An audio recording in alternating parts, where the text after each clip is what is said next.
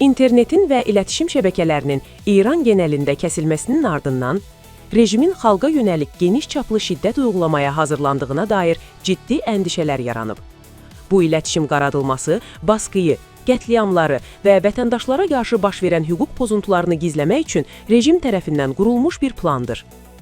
Fərqli bölgələrdə güvənlik və istiqrarın çökməsi, ayrıca rejimin çevrə və kənar bölgələr üzərindəki kontrolünü itirməsi vəziyyətdə kaosu, iç savaşı və kütləsər köç dalğasını önləmək məqsədi ilə uluslararası barış gücü birliklərinin hərəkətə keçməsi gərəkli olacaq. Bu keçiş sürəcində Azərbaycan milləti uluslararası hüquq çərçivəsində belirlənmiş olan öz müqəddəratını təyin etmək hüququnu işlədəcəkdir. Azərbaycanlı qurumlarsa sivillərin qorunması və istiqrarın sağlanması üçün uluslararası toplum və insan hüquqları quruluşları ilə tam işbirliyinə hazır olduqlarını elan edir.